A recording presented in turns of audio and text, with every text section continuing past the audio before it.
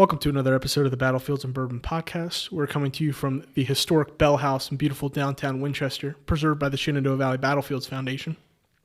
I'm Jack, joined as always by my co-host Elijah, and we are joined today by our guest co-host, Jim Goecker. Jim is a lifelong student of the American Civil War. His avocation has led to dozens of presentations around the country on topics as diverse as military intelligence and galvanized Yankees.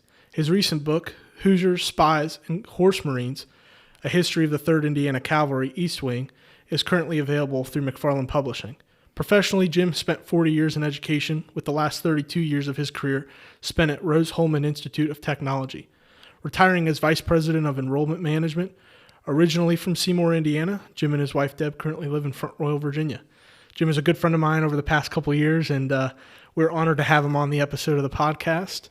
I'm going to hand it over to Elijah, though, to introduce the bourbon for this episode and how it ties into our topic. All righty. Well, first and foremost, Jim, welcome on. We're glad to have you.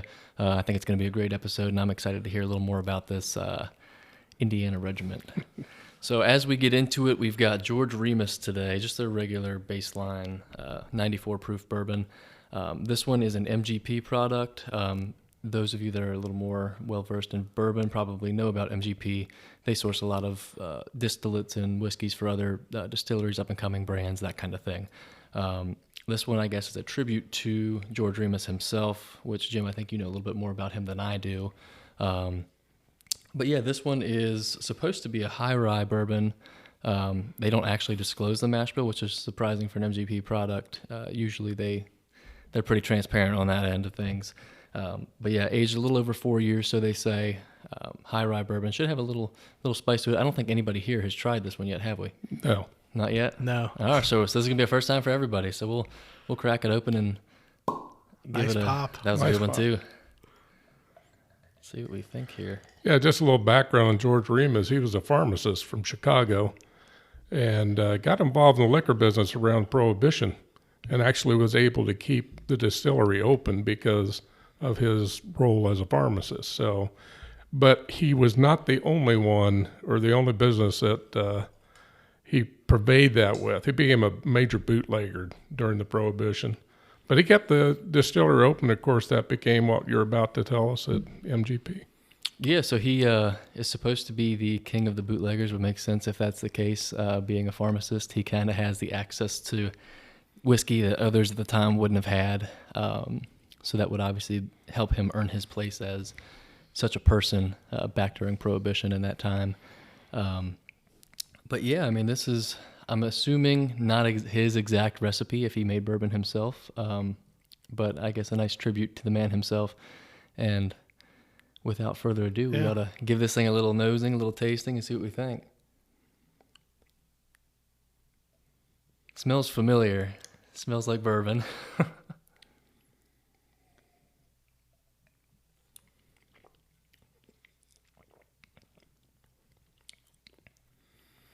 You can definitely taste that rye spice. I was going to say, it feels pretty sweet to me. I get a little maple. Yeah. I get sweetness. Yeah. This The is probably the spice first definitely- one where it's like been a flavor I can get on board with too. Yeah. The spice subsides really quickly, I've noticed. I mean, that one, it's a little kick at the front end, and then it, like you said, it kind of has that maple Yeah. note to Yeah, it. it's on the back end. I like that a lot, though. What is this? What's the MSRP on this, Elijah? I believe these days it's about $50, $55. And it's easy to find, I think. I mean, we found this at the ABC store here in Winchester, and it was, there's tons of them on the shelf and Yeah. pretty easy to get. Neat bottle, too. It's got that picture of Remus on it, and it's got Lawrenceburg, Indiana written there on the front. On the what did you call it on the glass? It's embossed. Embossed on the glass. Yes, Jim. Yeah.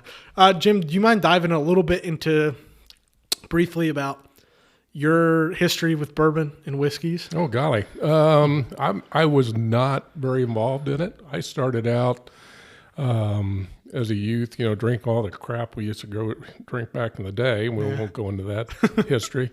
But came to bourbon in the last 7 or 8 years, and I've really come to enjoy it. And my taste leaned towards the wheated, but this is not, for a high rye, this is pretty good. Yeah. What we assume to be a high rye, correct? I believe it says somewhere on the bottle. I'm not sure. You were looking it up before, and the notes of what they said was in it made it lean towards a higher rye. Yeah, it doesn't exactly say what it is, but everyone that I've ever talked to about it thinks it's a high rye bourbon. But that sweetness is just that's unique. That's interesting. If I it's like a that. rye, that's a pretty sweet rye. Yeah. No doubt. Probably very. Well, I mean, even if it's a high rye bourbon, it couldn't be exactly low. You know what I mean? But Really easy to sip. What's the proof on it? 94. Yeah, so lower the proof, but... And this is Ross Squibb Distillery, which is MGP's, like, I guess, own brand, own distillery. That's what they call their... Yeah, they just of course, they sourced everything with everybody, and now they've opened their own brand, and that's exactly right. That's their same site. Something I can get behind. Yeah. Yeah, the transparency here, at least. Yes, I like that. I like that they're upfront and honest about it. But so distilled in Lawrenceburg, Indiana, and that'll tie us directly into our topic today, which is going to be a little bit of the 3rd Indiana Cav, as well as kind of the role they played with intelligence during the war. Hoosier Spies and Horse Marines is the title of your new book.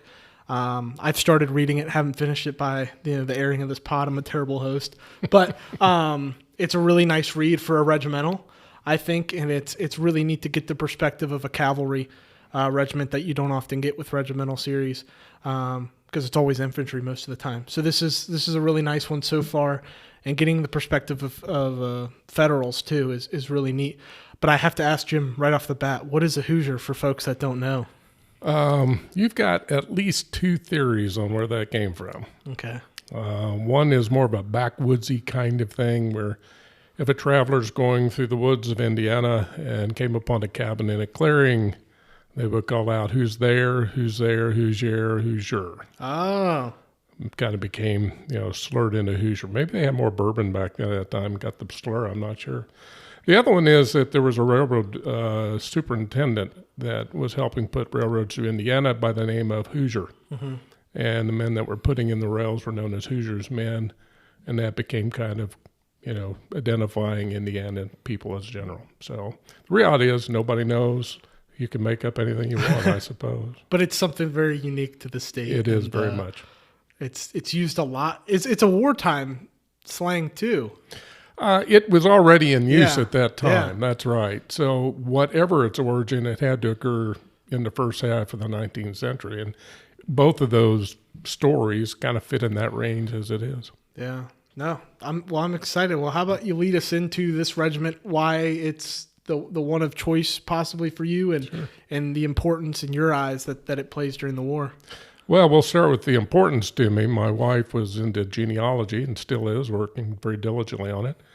And it was probably 22, 23 years ago that she said, I think I have a relative that fought in the Civil War. I said, well, that's interesting, because that's always been, as you said, my avocation.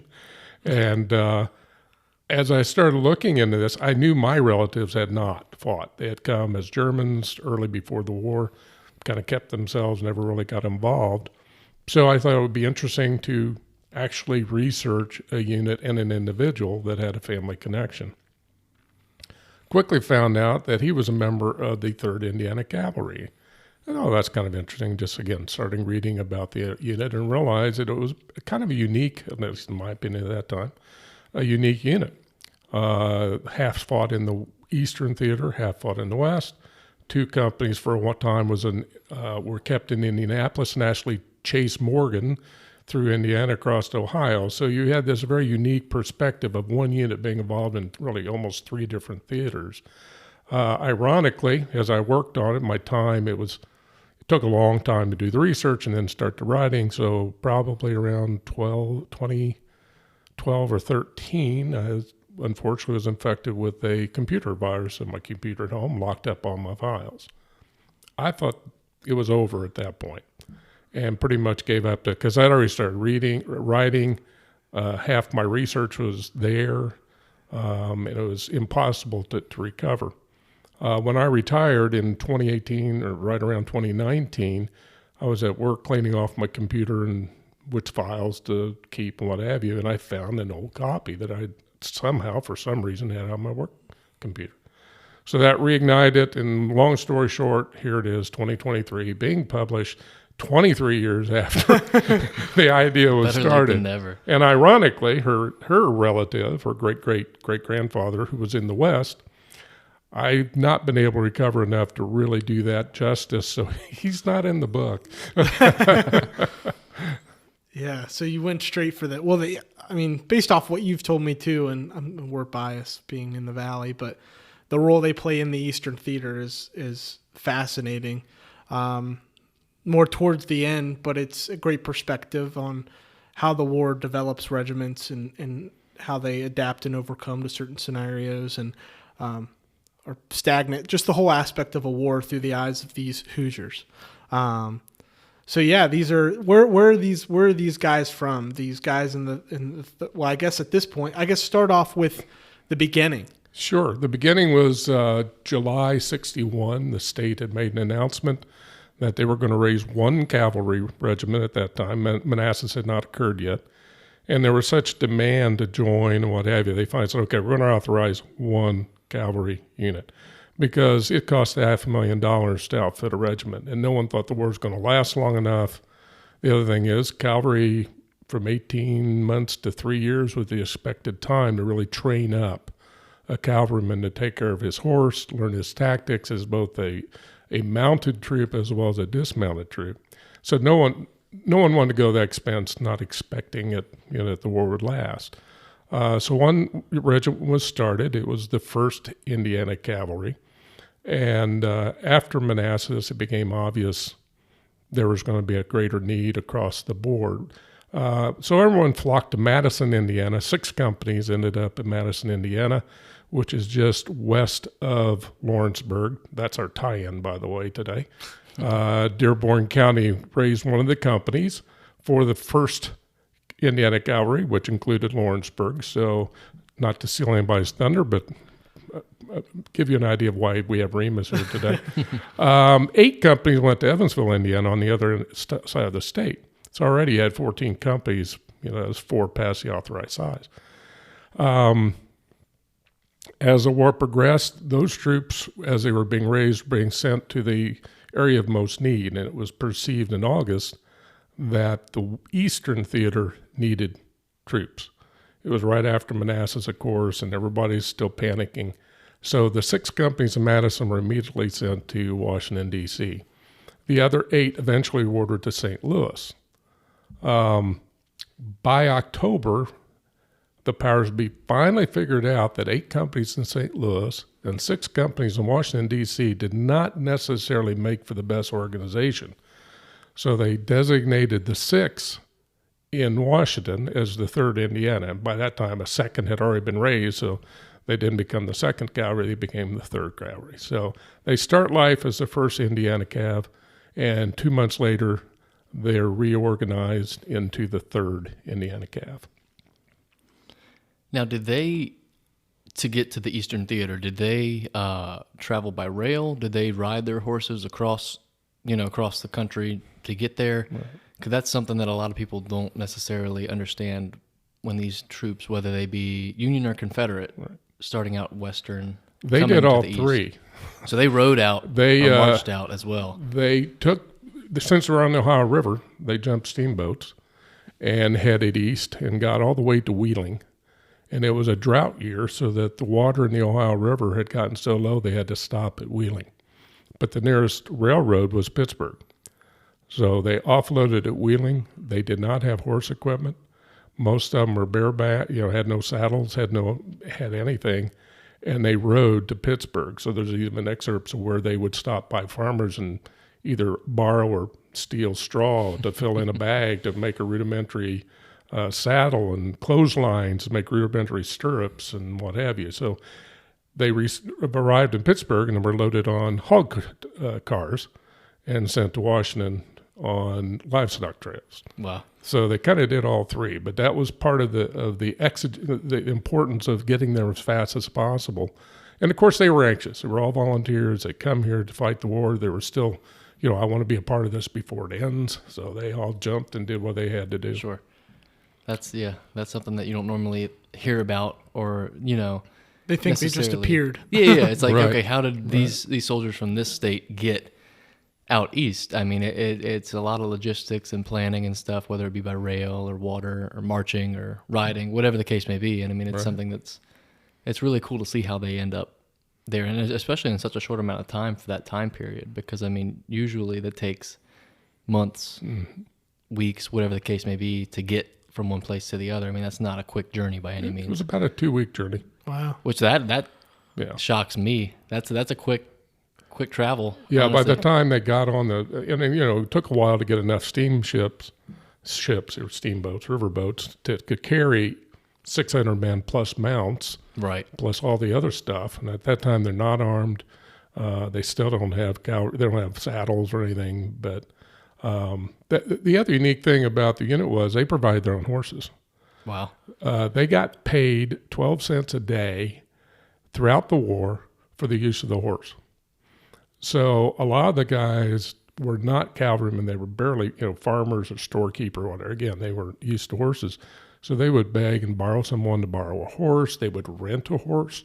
There's even an article in the local newspaper about, this is a great money-making opportunity, and it seems appropriate they get paid extra, and encouraging people to rent their horse to a cavalryman to take to war.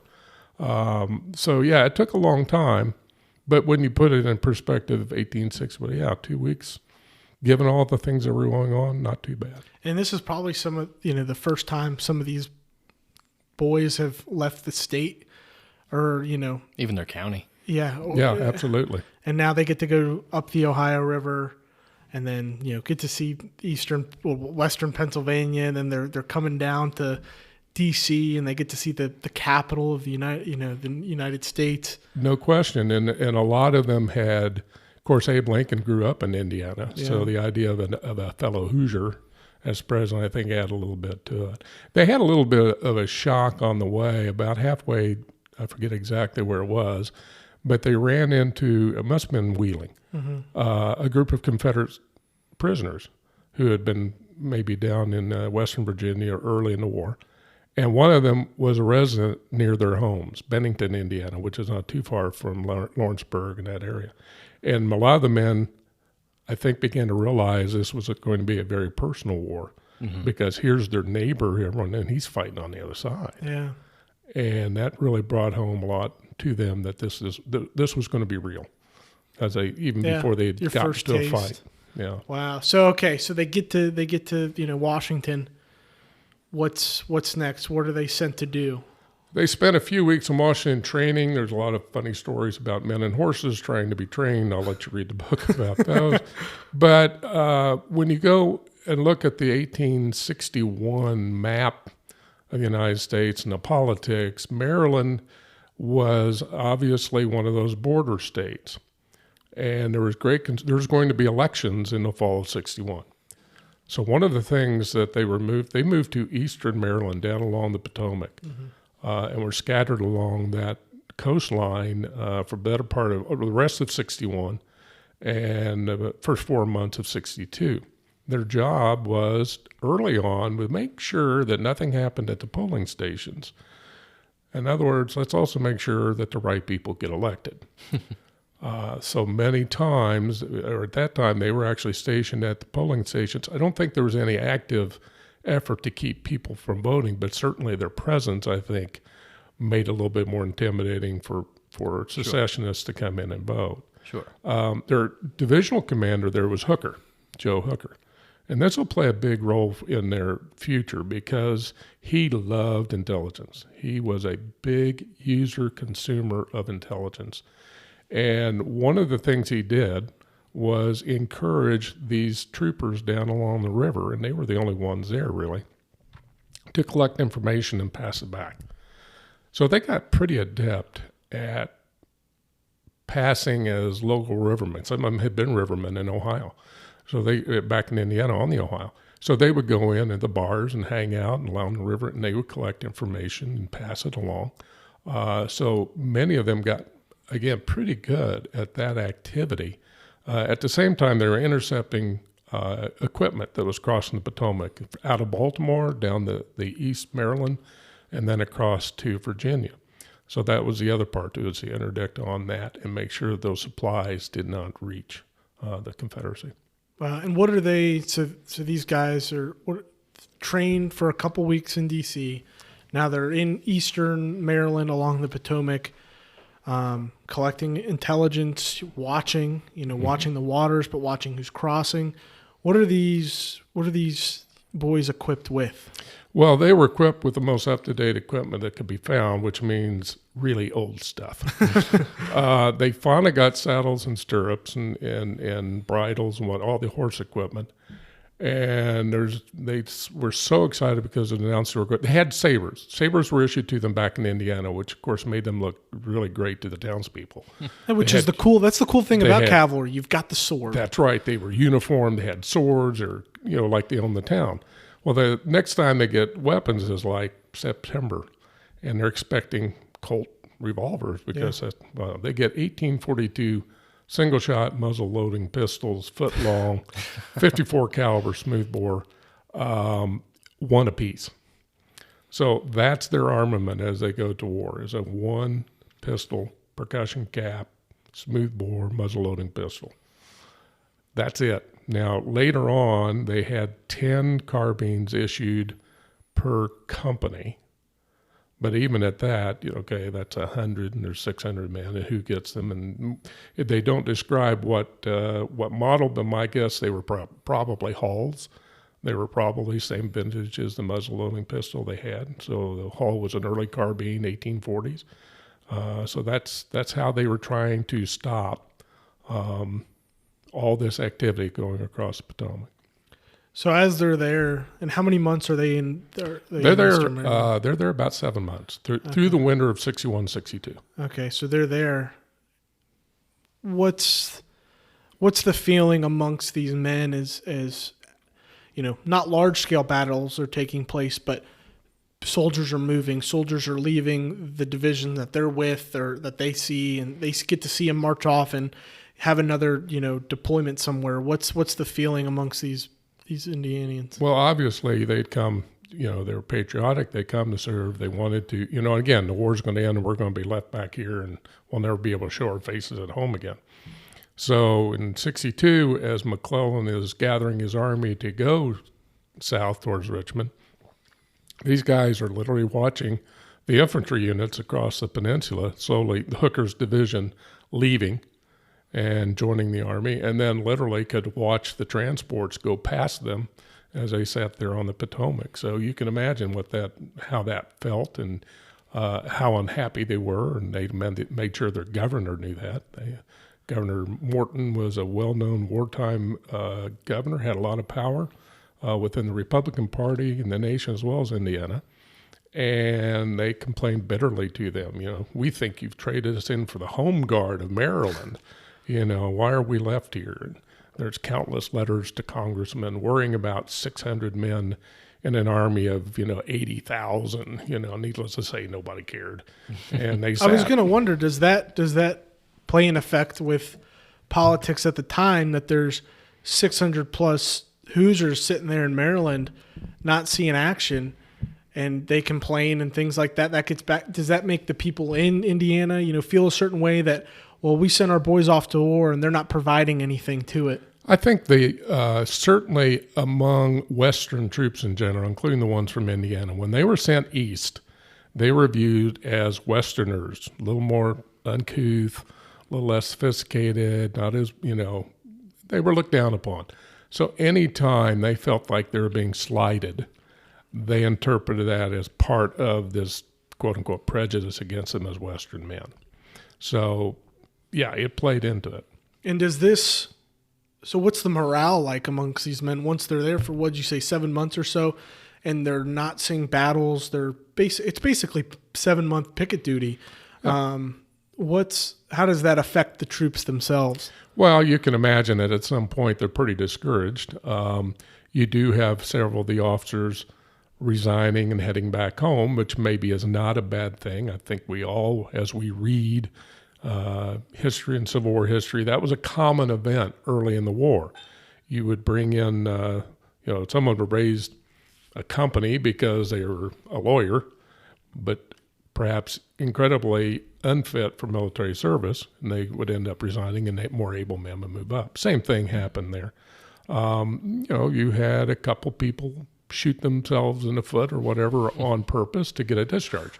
At that time, it was fairly easy to get a discharge, or if you fell off your horse and broke your leg, you get a discharge. So there was a little bit of that. I don't want to overstate it, 2 or 3, but you can imagine they see the war coming. They see McClellan, and they see these boat after boat after boat after boat going by. Goes, oh my God, this war is going to end. Look at all the. How could they possibly not win? Yeah, and we're going to be left here, and we're never going to be able to again show our faces because we were stuck in the backwaters. Not what they thought it would be. Yeah, no, not exhausted. Yeah, cavalrymen, they expect to be, saber in hand, charge, galloping, and making very dashing in battle. They've seen all the paintings from the Waterloo and what have you. So, but obviously it didn't turn out that way. So once they finally get out of their situation here, just picketing, collecting intelligence, that kind of thing, what next? Where do they go? Well, in April of 1962, they're called to Washington, and they actually go on provost duty in Washington. They're sitting with their sabers on shoulders at intersections to make sure that carriages didn't run. No, worse. They were policemen at that point, making sure the carriages weren't ridden too fast or whatever. That mercifully lasted about a week or two. But they're in downtown Washington. They're in downtown Washington. They get to do a little bit of sightseeing. They did. There. No, that's true. They did do that, and when they were in training, but that's again not why they were here. Exactly. They were a little it gets frustrated. old after a while. Real fast. And bear in mind that there's 6 companies throughout the war. They're expected to do the duty of a full regiment, which at that time was 10 companies. But in the mid '62, Congress authorized each cavalry unit to go to 12. So they're at a half unit at that point compared to everybody else. So when you say picket, if they went on picket duty, they're expected to cover the same front as a 12 company regiment. So they were pulling double duty throughout the war. Well, because when they're planning those logistics, whether it's Hooker or whoever, he's just seeing 3rd Indiana. He's not seeing 3rd Indiana that contains 6 companies, 600 men.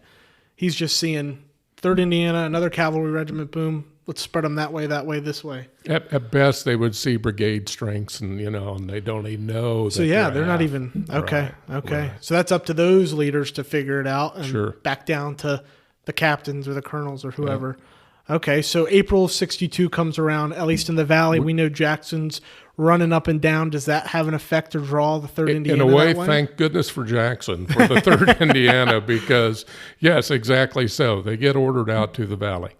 They cut through Thoroughfare Gap. They come through Front Royal and head down the Page Valley. Well, check that. They went down the main Shenandoah Valley, got all the way down to Luray, and immediately were ordered back north because of the fighting further south with Cross Keys and Port Republic and what have you. So their stay in the Valley at that time was pretty brief. And then the rest of 1962, they're kind of chasing around. The Army of the Potomac started cavalry out as 1 regiment per brigade or sometimes division, and half their strength would be spread out as escorts or messengers and what have you. Very ineffective use. In mid 62, they started the concept of consolidation. They created a division, the cavalry division of the Army of the Potomac, and they were actually part of that. So they're chasing around. We talked about unison earlier.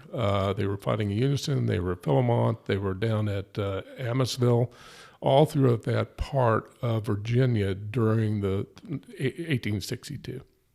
Okay. So they're starting to see some action here. They're seeing some action. Their colonel, they're excited. He was an old judge. He had been a captain in the 3rd Indiana Infantry in the Mexican War, so he knew a little bit about the military. And but he got crossways with Pleasanton. Is this Chapman? No, this is Scott Carter. Their Carter, colonel. Yep. Scott Carter gets sideways with Pleasanton. He gets placed under arrest. A few days later, whatever it was, Pleasanton said, "Yeah, fine, you're off." And Carter said, "No, you've impugned my honor. I want a court-martial. I want to clear my name." Pleasant refused him, and in a long story short, he's under arrest until almost winter of 62 when he finally resigns and leaves. Wow. George Chapman, the gentleman you mentioned, was assigned to the 3rd Indiana organization. He was a graduate of the Naval Academy.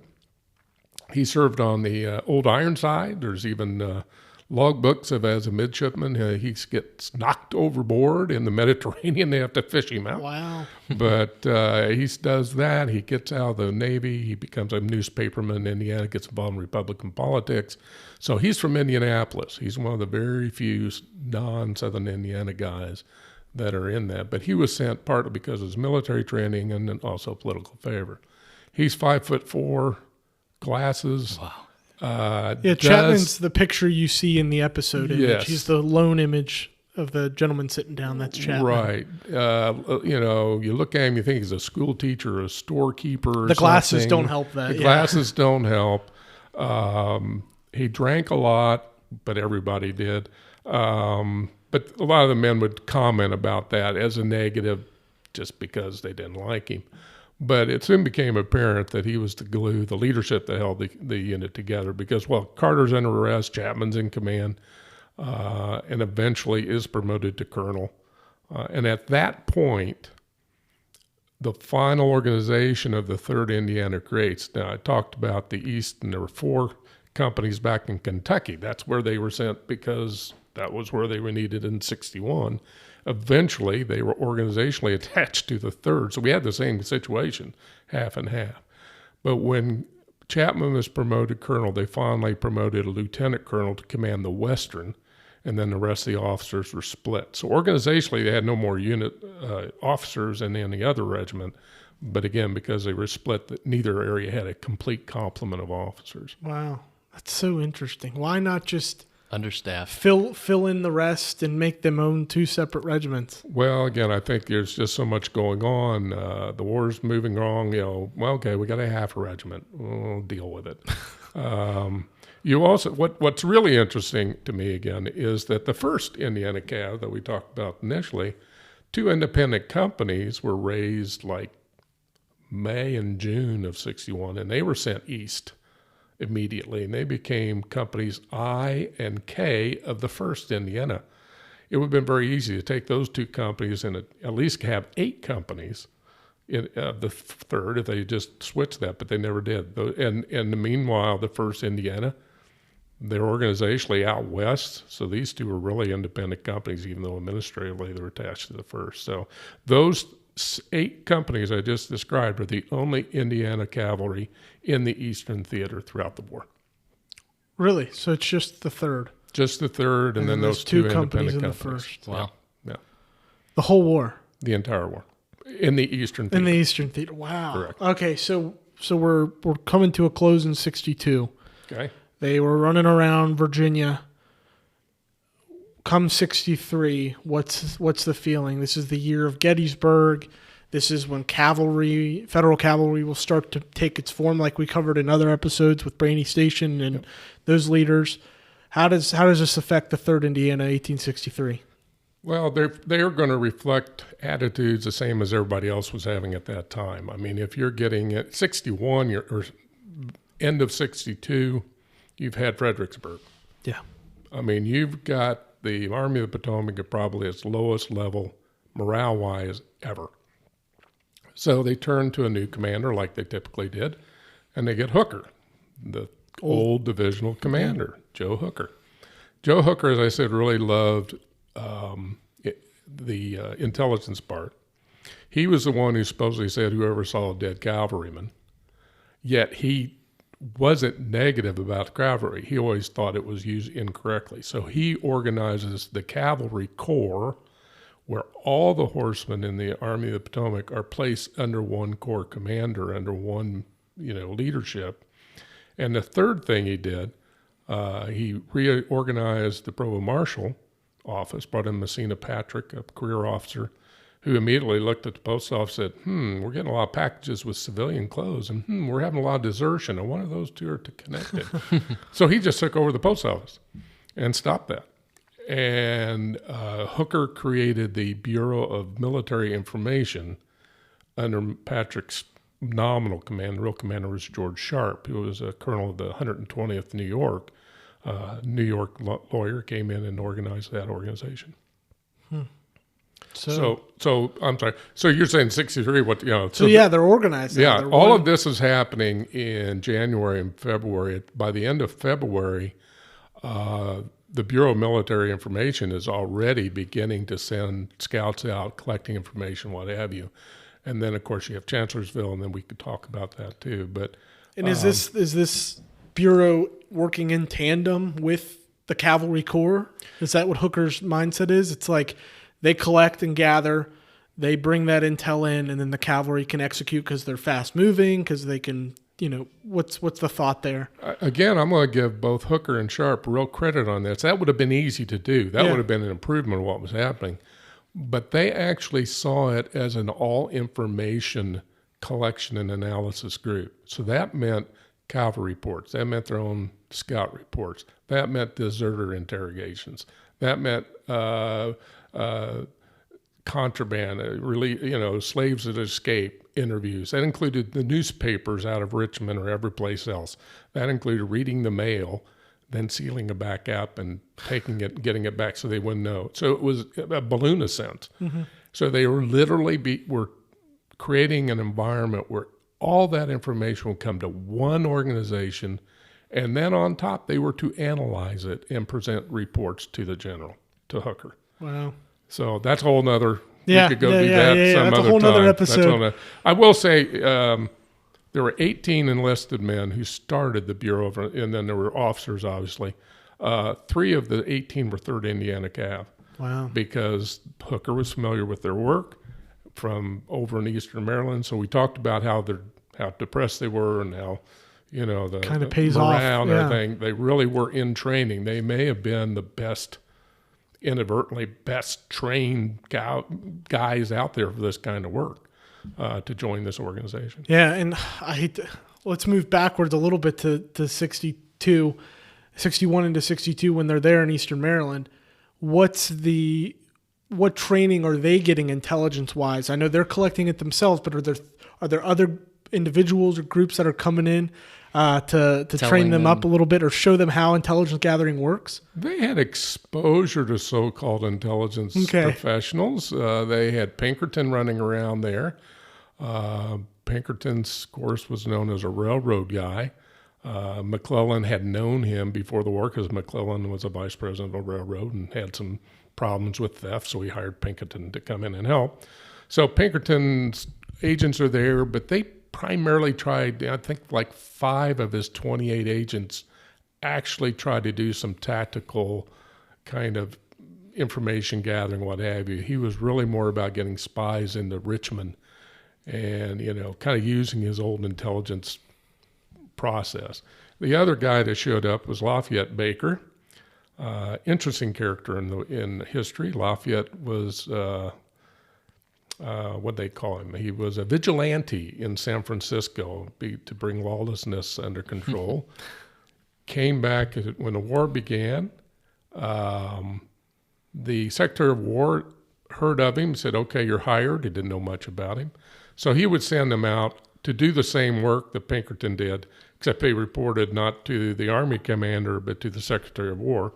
So you had the third having to balance these two, and there's even instances where one agent would track the other agent and try and arrest each other because they didn't know who each other was. In the meantime, the third's in the middle of all this trying to deal with it. So training, I think Pinkerton probably offered a little bit in their dealings with him and his agents. They may have learned a little something. Some of it was just, let's go out and let's try this, We'll put some guys down at the bar and see if you can earn. So no specific goal in mind, just kind of strike up a conversation, see where it goes. Trying to find out about what you can learn. Yeah, not a specific goal stuff, in mind. Material. The main thing there is about material. Contraband supplies coming in and and stuff out. like that. Yep. Okay. No. So not necessarily troop movements, because at that point in the war, the Confederates aren't that far into Maryland or anything like that. Right. Just supplies. Yeah. At that time, it was almost totally supplied, and they were reasonably successful at that. But yes, there was, when we talk about espionage, it's really about ferreting out the traffic that was going on. And there were places in Baltimore too, like obviously strongly Confederate sympathizing, that were supplying, whether it be coat buttons or ammunition. I don't know about ammunition, but more so uniforms and stuff like that. They were supporting the cause in some way or another. Yeah, they actually caught a boat. That's how they became known as Horse Marines. Hooker called them his Horse Marines after a bunch of guys were out on scout and see a schooner that was having trouble, so they jump in a rowboat and row out. And the guys couldn't figure out the boat, so they dive in and swim away. So they captured the boat and didn't know what to do with it. They finally got to shore with some help of some U.S. Navy men. But they had like 87,000 percussion caps. Wow. All kinds of material that could be used. Stuff intended for Richmond. Absolutely. Thousands of bullets. I mean, not bullets, buttons. Buttons. It was like 47 dozen buttons. Packs. It was. And that's really... Won't tell you every item of the book, but the one thing that Chapman, because he was in an independent command with 3 of the companies, the only thing he ever asked to keep was an amputation set. He said, "We only have one, and we're probably going to need more." Wasn't it the West Wing that had the one set? No, he had one for the East Wing, but it was just one. Yeah, and he's like, it doesn't hurt to have another. Yeah, he knew. I mean, he had some and there's a neat story, as I was reading in your book, about 2 freshly dug graves that they were like, we should probably go check those out. They check them out. They find like 100 blankets. And 2 dead Negroes. Yeah. To quote the statement. Yeah, it was in a cemetery. Yeah, I mean, it's crazy. So there was kind of weird things happening. I mean, and they were learning the tricks. And then, of course, as they got successful, then the agents around would go, okay, that didn't work. We got to try something different. Yeah. And then they'd have to respond to the change of tactics. So they were learning in not a formal way, but they were learning about espionage and how things can function during that time. Yeah. Okay, so let's fast forward back to 1863. Let's just dive right into where the cavalry will get used the most at Brandy Station. What's happened in early June 1863 for the 3rd Indiana? Well, the early June 63, Chapman's in command, and I wish I could give you the exact reason, but he's away. He's in D.C. No action was anticipated. He went up D.C. All the rest of the cavalry, however, were being ordered to gather around Beverly Ford because they were going to cross and see what they. So they were in Buford's command? At that time, they're in the 1st Division, 1st Brigade. So they got Buford as their commanding general. Their brigade commander was Gamble of the 8th New York. And they're ordered across midnight, or not midnight. They arrived at midnight and then had a camp with no food, no fires, quiet. Early morning, they cross towards Brandy Station. As they cross, of course, pickets fire, what have you. You have mad, crazy excitement in the Confederate camps because they had no idea this was coming. And frankly, the Federal didn't know they were there. Yeah. They thought they were 2 or 3 miles further south. So this was going to be a gathering point from the 3 divisions, and then they were going to go attack Stuart. Instead, they landed right on top of him. So a surprise for both. Surprise for both. But the initial surprise was definitely on the favor of the Union troops. Sure. They cross. William Gamble, their brigade commander, is kind of a hothead. He charges ahead. He's chasing. He's outdistanced his unit. The 3rd Indiana, I think, was 3rd in the column of the brigade. He gets caught by himself, and he's killed. So now you have a brigade without a leader. So they start sorting out who's the most senior officer. They sorted out that Major William McClure of the 3rd Indiana was the senior officer on the field. Because Chapman's gone. Yeah. So you've got McClure, who's commanded at best a couple companies in battle or even skirmish, what have you, now in command of three regiment in the biggest cavalry battle in the Western Hemisphere. So if you're familiar with Brandy Station, if you come across from the Beverly Ford, their fight usually, for the most part, spreads to your left, which is now the airfield. Yeah. So they're spending their time out on the landing strips and dodging all the lights and everything else. Obviously, that's been developed, but that's where they end up. Okay. So you have this guy who's been kind of the senior major in the regiment, so he kind of acted as the second in command, but had never really commanded in battle. And all of a sudden, he jumps from regimental command, which was already kind of a big deal. It was going to be his first time as regimental commander, to brigade command. So he fights and reasonably well. I think Buford, my opinion, looked at this and go, okay, I got Major McClure in command of the brigade there. I don't think I can expect a lot of him. He couldn't prove that, but he didn't want to test it. So that brigade is pretty static for the rest of the fighting before the retreat across. Yeah, before they pull back that night. Right. Okay, so then does Chapman eventually return to the regiment? Chapman does return. Of course, we go through June. You had not too long ago talking about Aldie and Middleburg and Upperville. They're fought there at a vicious little fight at Upperville where they get mauled a little bit, but they keep pushing. And, of course, they end up north of the Pennsylvania line. And the first patrol, the first scouting unit into Gettysburg is led by the 3rd Indiana. Wow. Where they are able to scoop up a few stragglers. I think there's a misconception that the Confederates had never been in Gettysburg until July 1, and that's not true. They marched through earlier, and in fact, On to Harrisburg. Buford missed them by just a few hours, but there, as always, are a few stragglers, and were able to capture them. So June 30, they're camped out northwest of town, on McPherson's Ridge. July 1. July 1. Take me into the Battle of Gettysburg, Jim. All right. Actually, their camp would have been a little bit behind McPherson's. McPherson's, I've always been correct. McPherson's Ridge would have been, if you've been there, you looked back, there's the railroad cut and all. There's a little bit of a low area back behind McPherson's Ridge. That's where the camp would have been. And early in the morning, Marcellus Jones, 8th Illinois, out on picket, is purported to have fired the first shot 2 or 3 miles outside of Gettysburg. So the cavalry were never expected to stand against infantry attack. That was just their weaponry wasn't designed for that. Their tactics weren't designed. But this is one case where they were expected to hold until the infantry showed. So for 4 hours, this thin line of cavalry, and I can't emphasize enough how thin it was, is holding off Heath's division. Early, the Confederate advance is coming slowly. They force them to go from column to line, which takes time, which was perfect. All they were trying to do is buy time.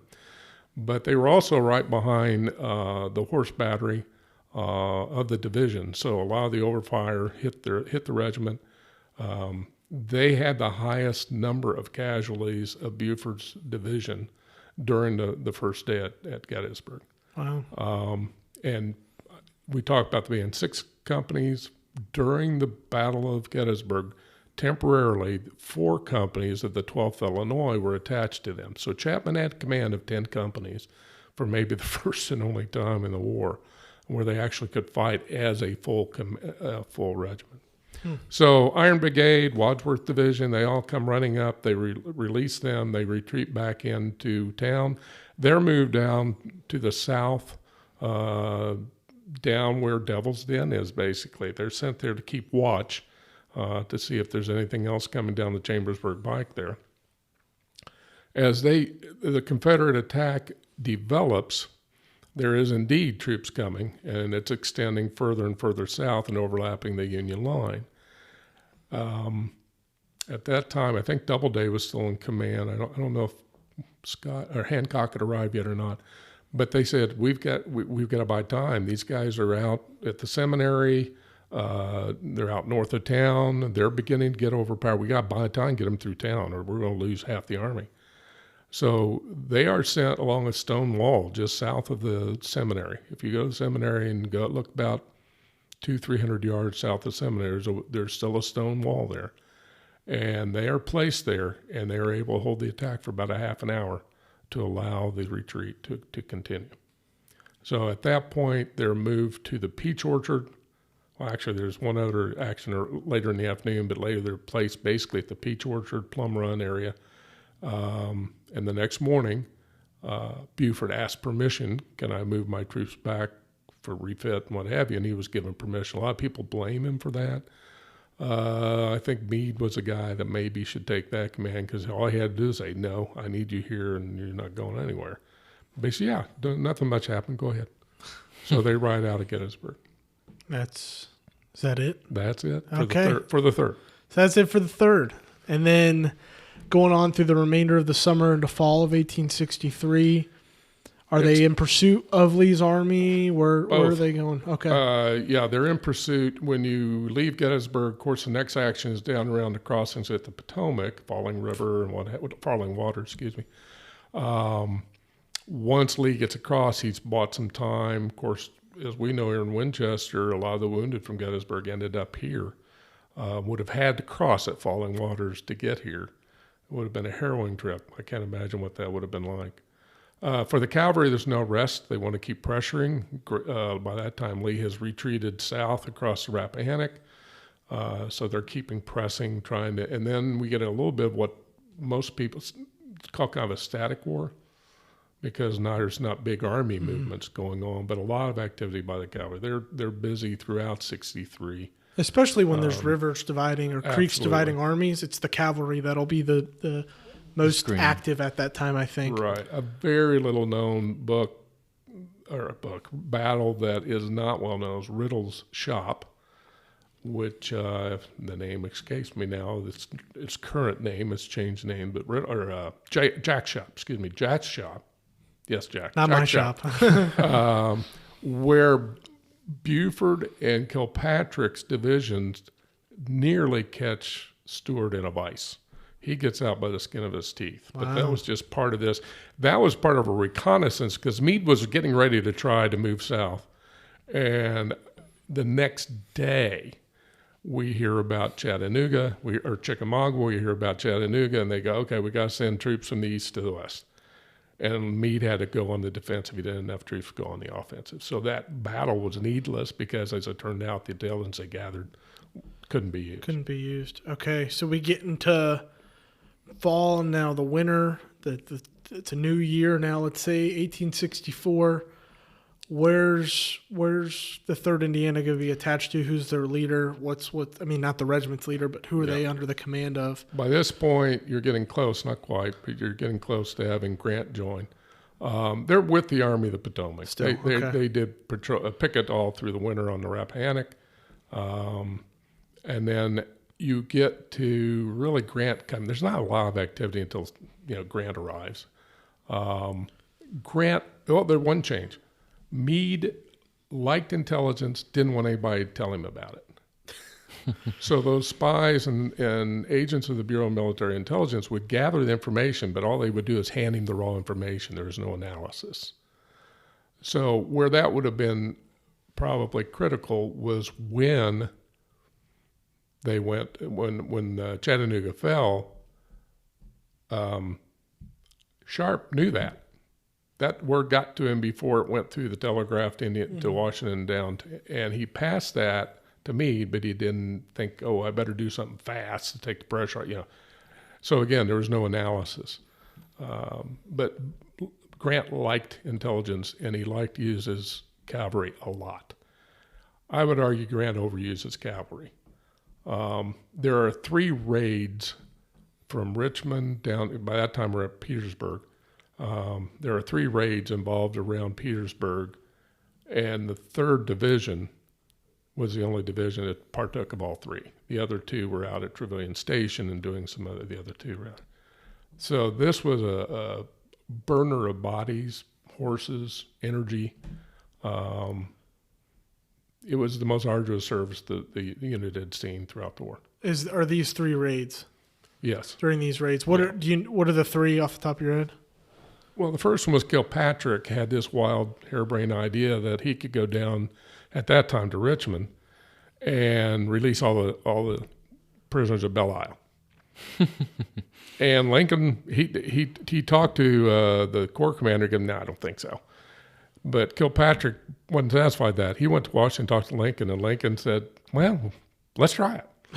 So he went over Meade's, everybody's had to go to the presidents. That didn't make him very popular. Secondly, Kilpatrick, I don't think was a very good tactician. they created this strike force, for lack of a better term, about 5,000 cavalry, but they were only drawn from all the regiments and then regrouping them into different units. So the men and officers didn't really know each other. It was a real mess. So that was one. The second one would have been Sheridan's raid, which ended up at Yellow Tavern, the death of Jeb Stuart. That one actually went pretty well. The men were amazed that they were allowed to rest their horses on that raid compared to Kilpatrick, who was known as Kill Cavalry. Mm-hmm. Not because a lot of government got killed. He killed the horses. He ran them everywhere. And then the third one was Wilson Count's raid, which is lesser known, but I think fascinating because 1st and 2nd Division are out Trevilian Station. Sheridan's out there fighting Hampton. And Grant says, I need to know more about it, and I'll take a diversion way to hold cavalry, the Confederate cavalry, by another raid. So he sends them against the South Side Railroad. So that's what that raid is. And unfortunately, it didn't end well for a lot of people. Wow. I'm going on a tour at the end of October to the Appomattox. I've seen Petersburg Preservation Society is hosting a tour. Yeah. If you want to go, I'm driving down. So all right. go. Yeah. We'll talk later. Okay. Yeah. But because I've not actually been on that area. I've read a lot about it and written about it, but not that's like to say this. Stanton River Bridge. But and, all of that. So this is where in you said that is it 3rd Brigade or 3rd? At that point, they've been switched from the 1st Division to the 3rd because some young upstart was made general and they had a problem, and so they just switched people around. But the 3rd Indiana is in all of those raids. Yes. Wow. So they're nearly burned out. I mean, and this is just the beginning, kind of 64 for them, right? Yeah, well, this would have gotten us to July 64. Okay. So the original enlistees, their time is up in August 22nd, 64. So they're counting down the days. They thought they had been given the chance to veteranize, which would have given them furloughs and everything else. Somehow that vote was not accepted and they had to revote again. And the guys were going, wait a minute. We were going to go home. Yeah. What? So they did not. So this is July. What's happening? So into August, you said this is almost up now. Yep. No, they're literally pulled off the line, sent to Washington. 57 men did veteranize, re-enlist. And you had 130 men who were enlistees after that point. There were recruits that came in 62, 63, whatever. So they reorganized them into 2 companies, A and B. And all of this is happening about the time that Early's running up and down the valley, scaring the bejeebers out of Washington and what have you. Yeah. So that's when Phil Sheridan is sent to the valley. He takes 2 divisions of cavalry with him.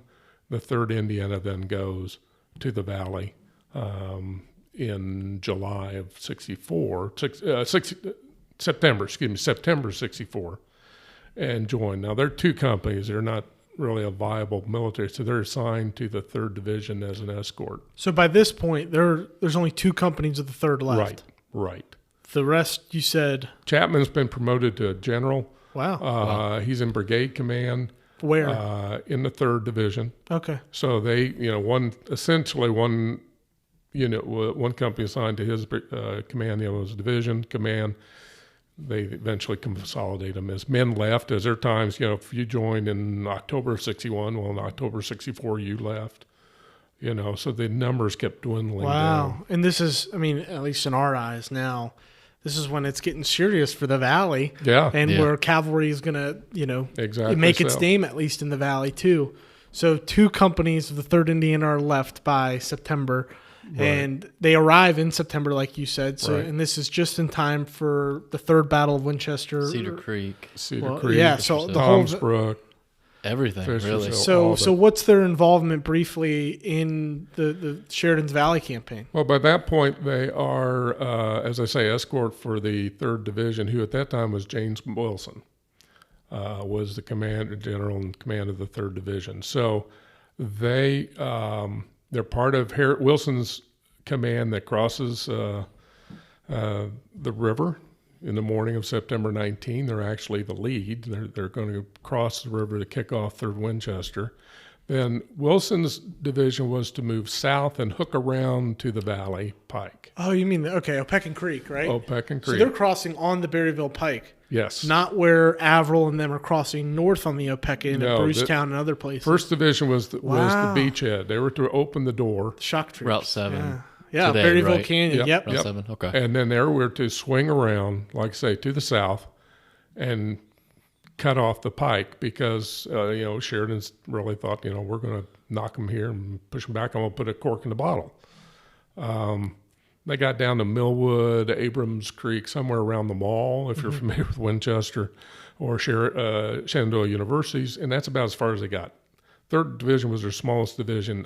It was an inadequate force to do what they were meant to do. So that's where they were during 3rd Winchester. Right. Okay, so... But not Fisher's Hill, because by that point, Sheridan says, let's try again. Couple days after 3rd Winchester, Couple days after. He sends all the cavalry down the Page Valley to go around to Luray across to Newmarket. He wants to put the cork in the bottle again. This time, the cavalry was not up to, if you go down the Page Valley to Overall, was known as Milford at that time, there was a small Confederate cavalry unit blocking them. Unit or like brigade or regiment? Yeah, a couple. Yeah, let's call it a brigade. Okay. I'm not sure. It was not very big. Okay. The Union troops were not very aggressive. This is the entire Union cavalry force. Yes. By this point, there's at least 2 divisions, if not 3 divisions, stacked up, waiting to get through. Can't get through. Thousands of cavalrymen. Thousands of cavalry. They turn around, Torbert, who was the cavalry commander, can't do it. Started back, got to about Goonie Creek, and message came back and from Sheridan said, what do you mean you can't do that? I'll find somebody who can. Oh, let us try one more time. So they turned around. They went back to Milford. They had since moved because the fight at Fisher's Creek, they were going to be left completely isolated and retreat. So they retreat. They get down to 3rd Division, or the cavalry get down to Luray, not able to catch up to them. They get through, go down past Harrisonburg and beyond. After that, October 1, there is a change involving another young upstart Union general. Have we heard of him before? I think you may have heard of him. He was a brigade commander that had been moved to division command. His name was George Armstrong Custer. So George Armstrong becomes their new division commander. They knew George. The 3rd had known George off and on for a number of contacts throughout 63 and 64. So it was like, oh, hey, George. George being like 25 at the time. He's similar in age to a lot of the troopers. But during the burning, they're actually that's where they began as his escort and escorted him then through the rest of the war. Wow. So what's their participation in the burning? The burning would have been more message running and what have you. It was just 2 companies, and by that time there may be 150 men. Wow, so just they would have been more, Now they did have action at Tom's Brook, the infamous the bow before the battle. Yeah. And then there are excerpts where they talk about Custer and his escort leading the charge across the creek that precipitated Rosser's retreat there at Tom's Brook. But other than that, not really a lot of combat. Again, the scouts are out and about. When we get to 64, they hang out here in Winchester through the winter. And then in spring, in late February, they head up the valley once again. And Waynesboro occurs in March of 65, early March. And they were there. Custer was the attacker, and essentially he was ordered not to bring on any action. And he said, I got enough men. I'll just... Wasn't much of an action. Wasn't much of an action. So, yes, they were there, and then they rode with Sheridan all the way around to Petersburg, and then, of course, with Custer, and I think it's well known, Custer was one of the officers that received the flag of truce at Appomattox, and, of course, his escort would have been there. So at Tom's Brook, being Custer's escort, were they part of that chase of Rosser's cavalry, just as a kind of a races? Of a gotcha kind of? Because I've read on that brotherly love between Rosser and and Custer, was that more of like were they a part of that? Let's start with brotherly love. They were classmates. If you call it that. They were classmates at West Point. I don't think they were enemies, but I think a lot of people make it out like, oh, they were best buds. They were classmates. So they knew each other, probably friendly, but I don't know if they were best buds. Tom's Brook actually has two separate fields of action. Back Road, Valley Pike. The Back Road and the Valley Pike. And they're back on the Back Road. Mm-hmm. So the Woodstock races technically would have been the part on the Valley Road. Lomax's guys. Lomax gets down to Woodstock, tries to stop, doesn't work, and then the race goes. They run 20 miles south. Rosser only ran about 12 miles, to be fair. He didn't go about to Columbia Furnace. But yes, they were part of that, and they talk about how gleeful they are around the fire that night. You know, of course, they've won. They've captured artillery back that they had lost on the Kautz-Wilson raid. They could identify the weapons as, yep, these were our horse artillery. We had to leave. They recaptured it. That's a point of honor. They're pretty excited about that. Of course, they captured everything, including Ross's dress uniform. And there's a great story they tell about 5'0", Custer was maybe 5'6", 5'7". Rosser was about 6'4". And wow. Custer was walking around the campfire with the oversized coat. Everybody's hooting and hollering.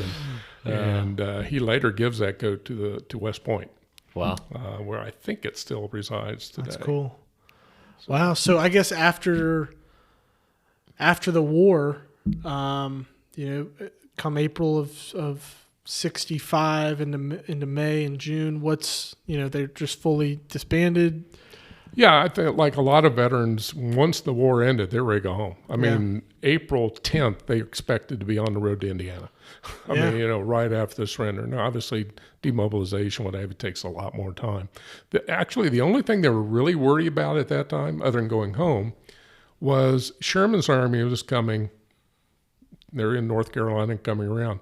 The western wing of the 3rd Indiana had been consolidated with the 8th Indiana Cavalry, and they were heading north. And there were actually orders that these men in the eastern ring were to report to Sherman and be integrated into the 8th Indiana, and they wanted nothing to do with it. Obviously, yeah. They were 3rd Indiana, and they would die. They were at the surrender. It's like they were at surrender at Appomattox. The interesting thing is you have 3rd Indiana at Appomattox, but you also have 3rd Indiana at Bentonville. Wow. So they were the units were represented both places. So Custer, I think, actually finagled it to get his division ordered to Washington so he could take him away. That's not the only reason, but I think that was a byproduct. And I think he kind of recognized, again, he knew some of these men for 2 or 3 years. Yeah. So they go back, they do the grand march through Washington, the parades and everything. They're carrying all the battle flags that what Custer captured as part of his escort, and then they head home. Wow. So, well, that's such a, it's. And our horses are tired and we must rest. There you go. There you go. I wouldn't be doing the podcast credit if I didn't ask a little bit about some battlefield stuff with the 3rd Indiana. Sure. What battlefields can folks visit today where 3rd Indiana was present, fought, engaged? How many battlefields have monuments to them? Is it just Gettysburg? You've got 2. Okay. They were at Antietam. The cavalry was not very active in Antietam. They had basically a support of artillery. So there's a little 18 by 24 plaque along the road there. If you know where to look, you might see it. Gettysburg obviously is there. 3rd Winchester, of course. Tom's Brook. I'm trying to think. The raids. Raids, they're all there, and certainly part of that is preserved that you could go visit. Middletown, Maryland, was a very vicious cavalry battle of about 15 minutes that they probably sustained as many or more casualties there than they did at Gettysburg. But not as much left. I mean, it's rural if you knew what you're looking, but again, it's not preserved. And have you been out, when you were writing those first couple chapters of the book, did you ever, or have you visited since that area of Eastern Maryland where they spent those long months? It's been a long time. I need to go back because I think it's. I talked to someone not too long ago who lived there a while, and they said, "Oh yeah, it's changed a lot." So I almost don't want to. But just I think it's interesting as you read and try to imagine what 1861, 1862 would have looked like. Along the rivers and the coves of the Potomac, and just what their lives must have been like for those months and months, just waiting and watching. And I think there's certainly, particularly from the river view, you could go down the Potomac and you look at the shoreline. I bet there are large chunks of it that look virtually identical to what it looked like 106 years ago. Yeah, because it's not developed and what have you. So, yes, I think there's a potential to do that and see that. They are actually at Point Lookout before it became Point Lookout, which was the exchange point for prisoners and what have you, and they were actually stationed out there in that winter. Wow. And that's now a state park, so you can visit that. Well, Jim, Hoosiers, Spies, and Horse Marines, A History of the 3rd Indiana Cavalry, East Wing. Your new book. Where can people buy it? McFarland Publishing, Amazon, anywhere else? All those, any online, I think, can be purchased. I've got a few signings if anybody's interested. Back in Indiana, shout out to my Indiana friends. When will you be and where will you be in Okay, Monday the 9th of October 2023. I will be in Vevey, Switzerland County, at the American Legion. There you go. At 7 o'clock, be doing a presentation and signing. Have a private thing on Tuesday. Had to be a member, so I can't really advertise that. Okay. Thursday, the 12th, I'll be in Madison, Indiana, at the Jefferson County Museum, and that's at 6 o'clock. And then Friday, the 13th, I'll be in Lawrenceburg, Indiana. Okay. Not at the distillery, but I'll be at the Dearborn County Historical Society for a signing from 1 to 4. Well, exciting stuff. And the couple years I've known you, I know you've been wanting to get this out and done, and it's so cool to kind of come full circle with it. So thank you so much for coming on. I know we're going to have you on in future episodes to talk about different topics, more the investigation side of things, the intelligence side of things, which I think is fascinating. And I'd it does not get covered as much. No, not at all. Love to cover that, and maybe the Tom's Brook episode, because you're my Tom's Brook guy when it comes to stuff like that. So thank you so much for coming on. This bourbon, I think, was really great. Like you said, for a high rye, really sweet. I don't know if you guys have been sipping on it the whole episode, so if there's anything else you want to add about this Remus. I've noticed the more I get throughout the episode, there's like a little bit of a minty kind of, almost like a spearmint note in there. And I would assume that's from the rye, because I've heard other folks say that rye whiskeys will sometimes give you a minty kind of flavor in there. And I've been getting that as I sip on it, which is really interesting. But I think that's part of that uniqueness that I was getting at the beginning of the episode. Yeah. I think it was an nice one to sip on. Yeah. It's one of those that I'm going to have to buy it. Yeah. There you go. Easy to get, too. That's easy the cool to get thing here about in this. Virginia. Yeah, that's always great, too. And I'm sure for Indiana folks, this is like, on your doorstep every day, maybe. Hopefully, Bread and it should butter, be. for So. I don't know if they do home delivery yet, but we'll work. Well, thank you so much, Jim. I encourage everyone to go out and get that Yeah. book. If you're in Indiana or close by, go to his tour coming up here in October. And if you have any questions, hit us in the direct messages, the private messages, and we can send them to Jim so he can get some answers for you. But thank you so much for listening, and Elijah. Until Thanks, next guys. time. Appreciate it. Yep.